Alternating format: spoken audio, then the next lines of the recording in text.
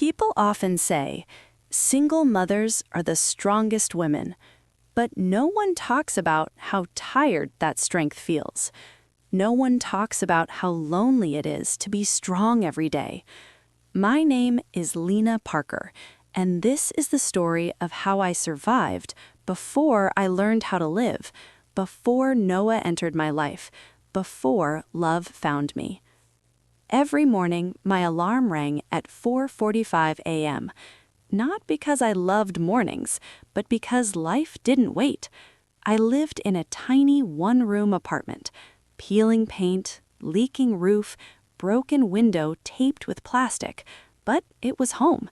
It was all Ethan and I had. I quietly got out of bed so I wouldn't wake him. He slept hugging his old teddy bear, the same one his father gave him before he left us, before he disappeared forever. I never spoke badly about his father, not in front of him. Some truths are too heavy for children. I washed my face with cold water, looked at myself in the mirror. Dark circles, tired eyes, forced smile. "Another day, Lina," I whispered. By 5:30, I was walking to the bus stop. Cold wind, empty streets, heavy heart. Every step reminded me, if I stopped, we would fall. My job at the cafe was not easy. Customers complained, managers shouted, salary was small, but I stayed because quitting was not an option. Sometimes I cleaned tables with tears in my eyes, but no one noticed, no one cared. After work, I rushed to daycare. Ethan always ran to me. "Mama!" That one word was enough to keep me alive. We walked home slowly, counting cars, watching birds, pretending life was simple. At night, after he slept, reality came back. Bills, notices, fear. I sat near the window, talking to God silently. Just give me strength for tomorrow. One evening, everything changed. The bus broke down, rain started, people complained, shouted, left. I stood there, with Ethan. No umbrella, no hope. That's when I heard, "Here, take this." I looked up and saw Noah holding an umbrella, smiling softly. I didn't know that moment would change my destiny. We didn't talk much that day, just thank you and welcome. But from next week, he was always there. Same time, same place, same smile. Slowly, we started talking about weather, about buses, about life. He never asked about my past, never judged my present. He just listened. And for the first time, someone cared. Little did I know, this was only the beginning of a story written by fate. After that rainy evening, I started noticing Noah more. Not because he was handsome, not because he was special, but because he made me feel safe in a world that never did. Every morning at the bus stop, he waited, sometimes with coffee, sometimes with quiet smiles, sometimes with stories. "How is your day, Lina?" he asked. No one had asked me that in years. "Busy," I replied. "Always busy, always tired, always pretending." Slowly, I started opening up. Not fully, but little by little.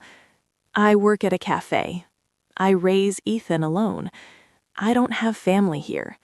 He listened, never interrupted, never gave fake advice, just nodded, just understood. One evening, he walked with us, all the way home. Ethan held his hand, like he trusted him naturally. "Mama, Uncle Noah is nice," he said. I laughed. Yes, he is.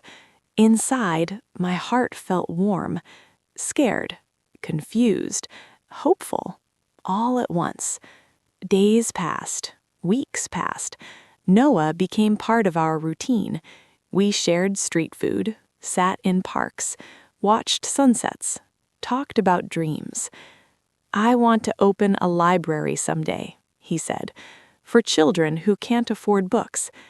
I smiled. "You're different." he replied softly. So are you. One night, I broke. Rent was overdue, daycare fees unpaid. My manager reduced my hours. I sat on my bed, crying silently. Ethan slept beside me, unaware, innocent. I whispered, I'm failing you. Next morning, I found groceries outside my door. Milk, bread, fruits, rice. No name, no note, just help. I thought maybe neighbors, maybe charity. I didn't question. I couldn't afford pride. Then more help came. School fees, medical bill, electricity payment. Always anonymous, always on time. Like magic. I thanked God, not knowing it was Noah, watching over us like a guardian. Our bond grew stronger, but I kept my walls. I'm not ready for love, I told him. I'm too broken. He replied, I'm not here to fix you. I'm here to walk with you. Those words stayed in my heart. One evening, as rain fell softly, he said, Lina, I care about you. My heart stopped. I care too, I whispered, but fear spoke louder. I'm scared. He smiled gently. So am I.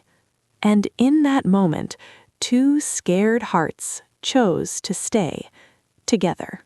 Life never warns you before it changes. It just happens.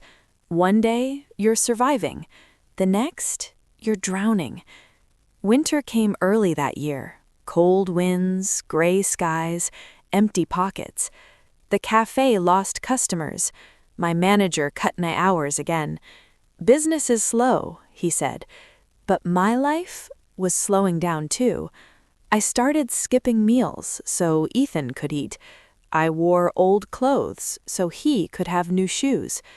I smiled in front of him so he wouldn't see fear. Every mother knows this pain, loving someone more than yourself. One afternoon, I collapsed at work. Dizziness, weakness, darkness. I woke up in hospital. Doctor said, malnutrition, stress. I laughed quietly. Of course. Noah sat beside me, silent, worried, holding my hand. Why didn't you tell me? He asked. I didn't want to be a burden, I replied. He looked hurt. You're never a burden. After that, he started helping more, walking Ethan to school, fixing broken things, cooking sometimes, bringing books, small things, big meaning. But the biggest storm was still coming. One night, my landlord came, drunk, angry. You owe 2 months. Get out in 3 days. I begged, I'll pay, please. He slammed the door. I sat on the floor, shaking, crying, lost. No family, no savings, no backup, just fear. That night, I prayed harder than ever. God, please, not like this. Next morning, an envelope again. This time, enough for rent and more. I panicked. Who was doing this? Why? I felt small, dependent, weak. I told Noah. He looked away. Maybe someone cares, he said. I didn't see guilt in his eyes. I saw love, hidden, sacrificing. One evening, Ethan got sick. High fever, hospital bills. I panicked. Before I could cry, payment was done. Again. Miracle. Again. I started feeling watched, protected, blessed, and scared, because nothing in life comes free. One night, I asked Noah, "Is it you?" He froze. "No," he lied, for the first time. My heart felt uneasy. But love makes you blind, so I trusted and stayed. By spring, life felt softer, not easier, but warmer, because Noah was there. He became part of our small world.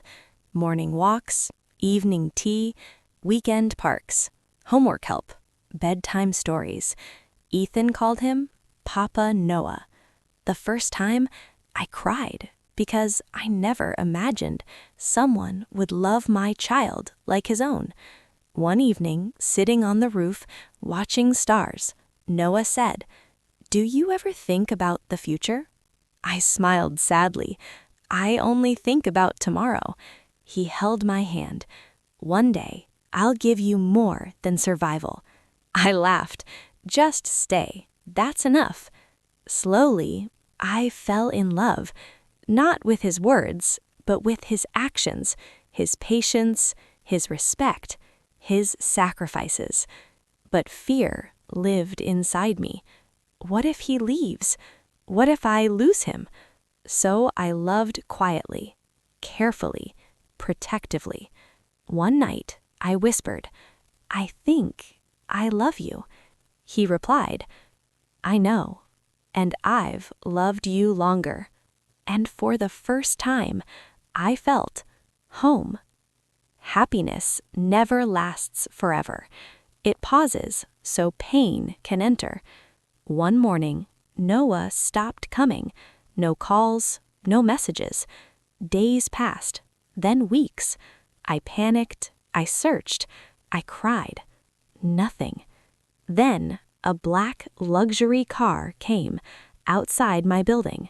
Men in suits, and Noah.